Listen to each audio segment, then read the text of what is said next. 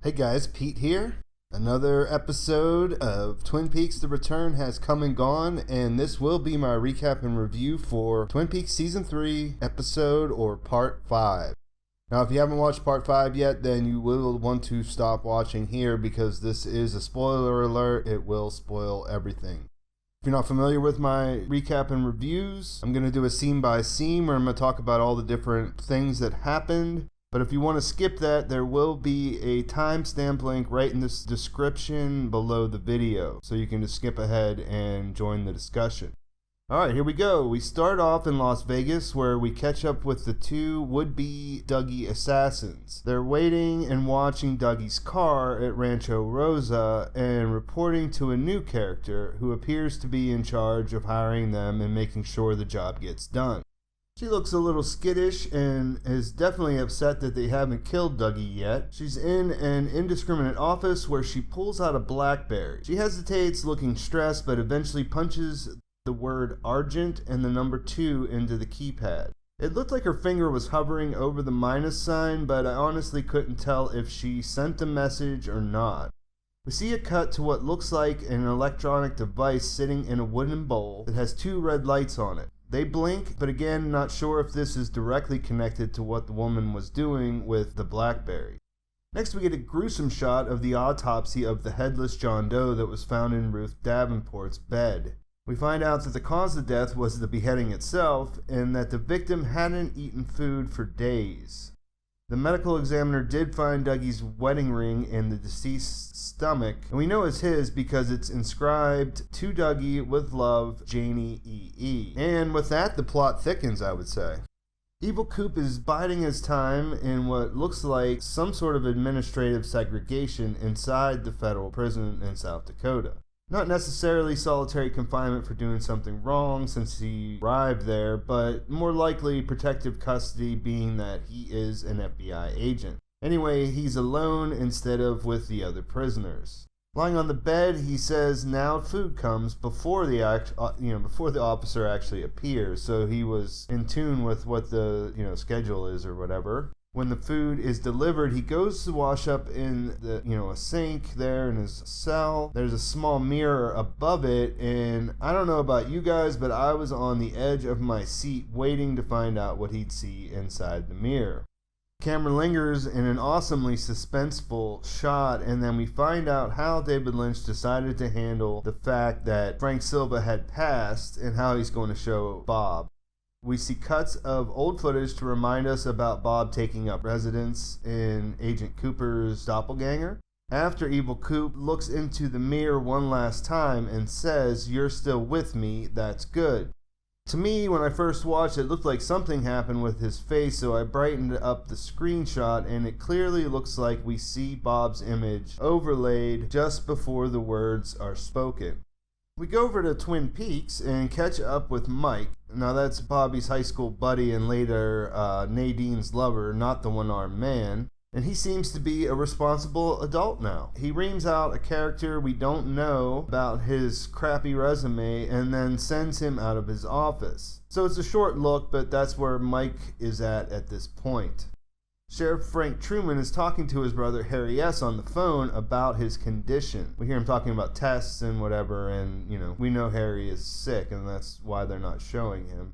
Lucy comes over the intercom to tell him his wife is coming, and we get to meet Doris Truman. Doris is dramatic and hyper, which is hilarious in contrast with how Frank reacts, to everything she says. She basically yells at him for all kinds of things, and he just sits there and listens patiently. We see Dougie Coop and Janie E.E. come out of their house with Sonny Jim. She fixes his tie and tells him that she's counted and hidden the money, $425,000, in their secret place. As she's telling him to make sure he calls them at work to arrange to pay back their $50,000, he looks at Sonny Jim, who's kind of sitting there staring into space, and a tear streams down his face. She acknowledges finally that he's acting weird as shit, realizes his car isn't there, and then tells him she'll take him to work. Back at Rancho Rosa, we see that the hired guns are looking at Dougie's car and scoping out the house, basically.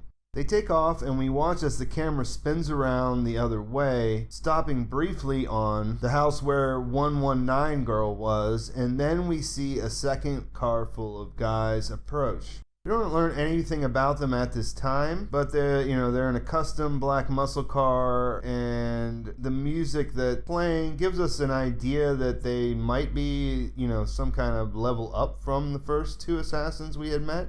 Janie E.E. pretty much has to shove Dougie Coop out of the car towards his office in order to get him to go. She mentions that he's having one of his episodes, and I wasn't sure if she meant like he's been having in the last 24 hours, or is the original Dougie prone to doing some weird shit as well. Anyways, he shuffles towards the building, stopping at a statue of a man holding a gun. Dougie Coop, in his ill-fitting suit and tie that his wife was right, she can't really get right ever, and he just stands there and sort of copies the pose with his finger pointed like a gun, possibly remembering something about who he is. He ends up standing still in the lobby until someone approaches him carrying a tray or two of coffee. He says, "Off in Dreamland again, huh, Dougie?" and tells him they have to hurry. There's a staff meeting and it starts in 3 minutes. I have to say that Kyle MacLachlan nailed this scene. I almost lost it watching how Dougie Coop looks at, how he looks as he's drawn to the coffee and then he just sort of follows after it. It's seriously priceless. Just a really funny scene and really well acted. The next part, though, in the elevator had me literally laughing out loud as Dougie Coop turns into what you could call a coffee zombie, more or less. After getting some in his mouth after spinning the cup around to find the hole, he immediately perks up, prompting the guy who was carrying the coffees to say, "Damn good Joe," which he repeats again, and man, this is still funny every time I watch it. But they finally get Dougie ushered into the meeting room after he freaks out a client by just sort of lurking there and looking at him. And inside we see his co-workers, who are all, I might have to mention that they were all dressed pretty normally as compared to Dougie's attire. We learn that he's an insurance agent. We meet a guy named Tony who grabs him up in a playful headlock and then whispers into Dougie Coop's ear that he covered him and, for that he owes him big time. After a bit of awkward standing around, they get the meeting started and Tony is talking about a claim he says is legit, but then Dougie sees this green light flash on his face and just blurts out that he's lying. This doesn't go over well, and it's kind of interesting that, it's similar to what he saw in the casino with the little floating images above the machines that were going to hit, but it's kind of interesting that it happened with this guy in this place. We don't really know anything else about it because it just sort of moves on. Anyways, his boss calls him into the office where Dougie Coop can't explain anything, let alone anything related to why he called Tony a liar. He does key in on the word agent and the word game in the normal way that we're getting used to Dougie Coop repeating things. This annoys the boss, who gives him a stack of files to look over as homework, but he, before he lets him go, he warns him that how he does with these files will have a whole hell of a lot to do with his future with this company. Dougie Coop just says case files, and then we move on. When we see him, he is in the hall having a bathroom emergency, doing the little kid dance, holding his crotch. And a new female character comes along and asks if the men's room is locked, and she offers to sneak him into the women's room. She seems to be sweet on Dougie Coop, though we don't know if they have a history or not, and his mind is basically only on going to the bathroom. Back at the Silver Mustang Ranch, we meet two new guys who could be best described as wise guys. They aren't happy with the casino manager at all for paying Dougie Coop and proceed to beat him down in front of these three disinterested showgirls that they brought with them. It isn't 100% clear who they are or if one of them is in charge of the other, but Jim Belushi's character fires the casino manager and tells him to leave town. He promotes the other guy we met, whenever we were in the casino with Dougie Coop the last time, and tells him to call them if Dougie Coop ever enters the casino again.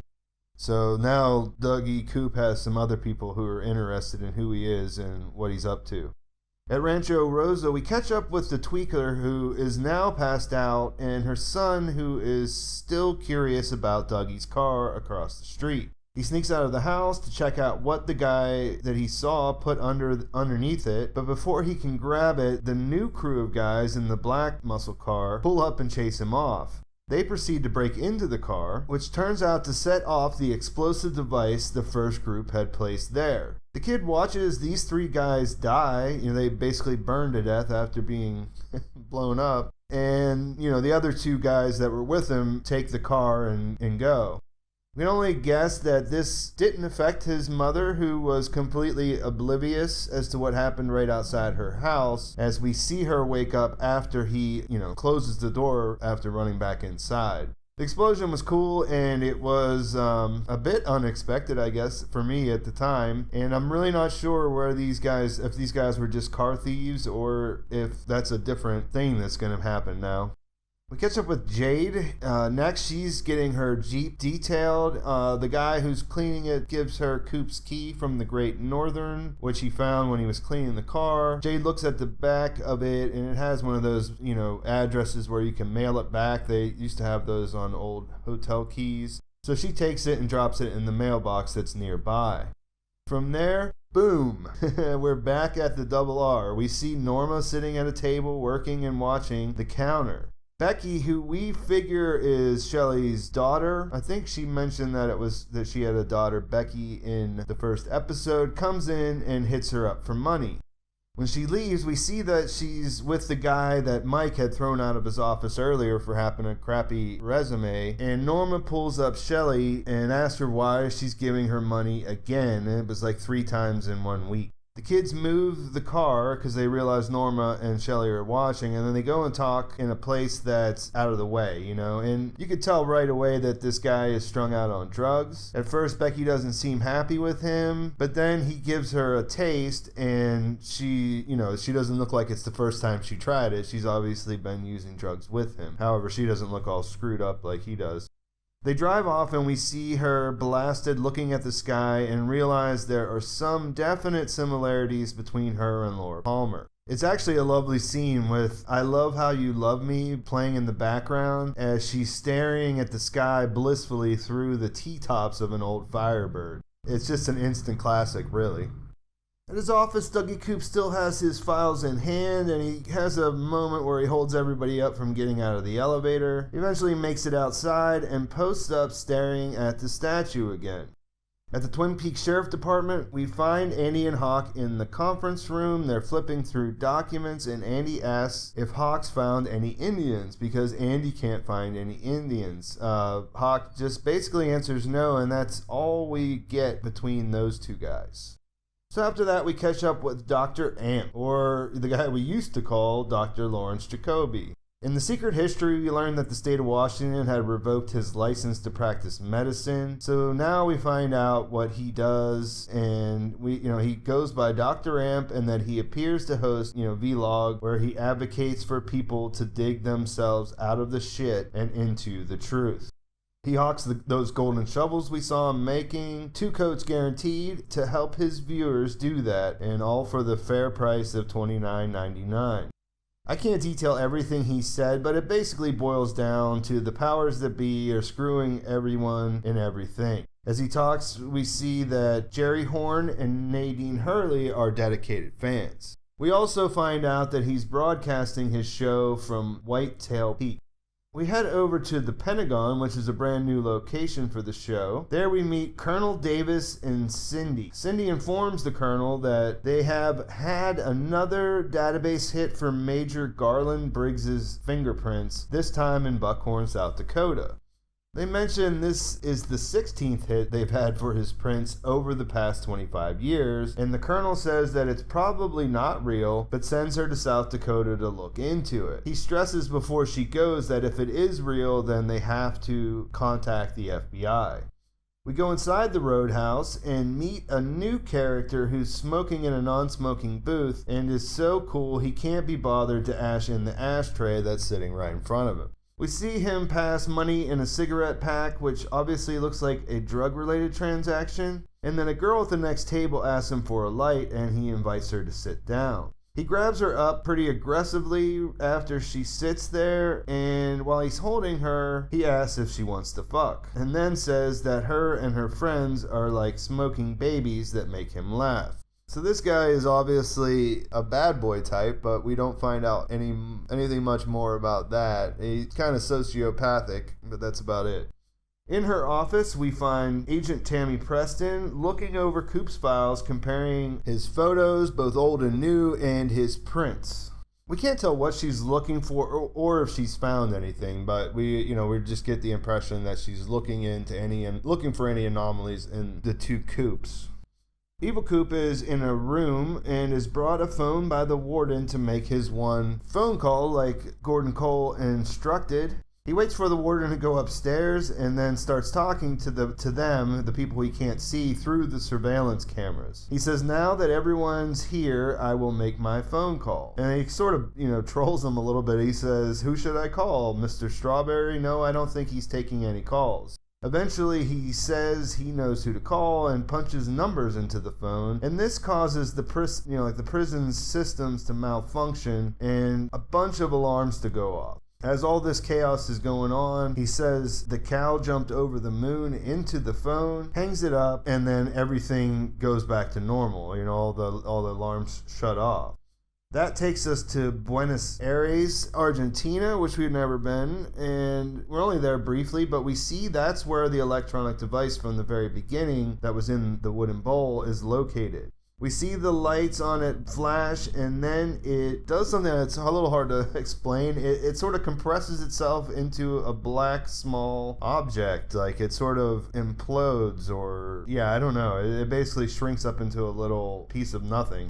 We get one more shot of Dougie after that, Dougie Coop, I should say, and he's still hanging out at the statue. And as the security guard tells him he needs to move on, the episode ends. So really, just a ton of stuff happened in this episode. It was so much fun to watch. It was hilarious in parts. It was dreamy in parts. And I really liked it. If you skipped through the recap, welcome to the video. The recap took a long time because, let's face it, a lot of stuff was jam-packed inside this episode. But now I'm going to talk about the questions that come up. What do we know? What do we need to talk about between now and next episode? And remember, I'll be doing a Q&A later on in the week, probably on Thursday or Friday. So leave all of your questions and concerns in the comments related to anything that's happened so far, but this episode in particular. So the first big thing was that, the ring that's inside what turns out to, at the time we don't know is Major Briggs for sure. That's been a popular theory. And really, at the end, we don't know either, but we know there's a good chance. And we find out that Dougie's ring is in his stomach. Now, I'm no expert on magic or occultism, but I do remember reading about Jack Parsons in The Secret History and different rituals and things. So I'm going to have to look into that this week and see what I can find out. But I feel like this is some sort of ritualistic thing, where Evil Coop used that ring to create Dougie Coop.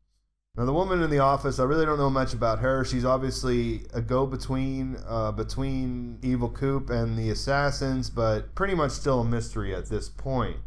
It was exciting to see Bob show up and see how they decided to deal with that. We do know that he's still there. I don't think for me it was ever a question if he was still there, as in a part of what we know now as Evil Coop, the doppelganger. I just wasn't sure if it worked the same as it does with Leland, and I'm still not. But, it was sort of a nice reveal in that it shows that, we don't have to wonder whether Bob is there or not. He definitely is. Dougie was pretty hilarious in this episode. Did we find out more about him? Well, we know he has a power that we didn't know about. We know that he has some feelings, as we saw when he had a tear with Sonny Jim, and we know slightly more about his creation, but not a whole lot. There's a lot to discover about how Dougie came into existence and all of that. One of the big things here for me that I was thinking about throughout the episode is what is the Great Northern going to do whenever that key arrives? That's going to set off a chain of events, I would imagine, because they'll figure out that that is Cooper's room, and they hadn't seen that key since he disappeared, wonder where it came from, so on and so forth. She's in Vegas, he's in Vegas, so that might hip some people to his location. Could also be how we get Audrey Horne into the picture, but we'll have to wait and see on that. So yeah, Becky, she really reminded me of Laura in the sense that she looks like a good girl, looks like she does what she's supposed to do. She's young, attractive, blonde, but clearly has a problem with drugs. In the credits, her name is Rebecca Becky Bennett. So, at first I was thinking it was Bobby and Shelly's kid, but I'm not sure where she came from. Norma and Shelly's talk was interesting, and it stood out at the time. Obviously Norma was talking about Hank, staying with someone too long or whatever, and I was wondering, was Shelly saying they were agreeing that they both knew about that? So I was sure if it was Leo she was talking about or Bobby, but I don't know that we can tell from what we saw. Evil Coop in the phone was pretty hilarious, and it kind of took him up a level as far as what kind of stuff he can do, but I don't really know what happened there. Obviously he used a code, and it seems like that had the effect on the electronic device in Buenos Aires, but can't say for sure. Anyways, I'm pretty sure Dougie Coop will make it home at some point, but he's out there in the wild right now, so we don't know really what's going on with him. Dr. Jacoby, Dr. Amp, that was a very kind of interesting twist for his character. He was quirky before, obviously, and we learned about his book that he wrote in The Secret History, but this is a whole new thing, and it was interesting to see Nadine there just sort of staring lovingly at the screen. This tough guy at the bar, he is, an enigma at this point. There's obvious possibility of connection between him and Becky and the other guy, her boyfriend, but we're going to have to wait and see on that as well. So what did you guys think was the best part about this episode? Did you like the laughs or did you like the reveals? For me, I just really enjoyed the whole episode. I thought it was a lot of fun. It was, it gave us a lot of people were asking about, well, are we going back to Twin Peaks? I think we got back there somewhat. I think the key going back to the Great Northern is going to get us a step further. And the Dougie stuff was good, and the Evil Coop stuff was interesting and mysterious, and now we have the Pentagon involved. And Tammy seems to be on the case, and I think she's going to keep moving that forward. But we didn't get any kind of update on what Albert and Cole are up to, so let's hope we find out that in the next episode. Either way, leave questions, comments. I'll do the Q&A later this week. Please subscribe to my channel if you haven't already, and like the video if you thought it was cool. Check back regularly because I've been putting out a constant schedule of Twin Peaks videos, so if you haven't seen them, check those out. And thanks for watching. I'll talk to you soon.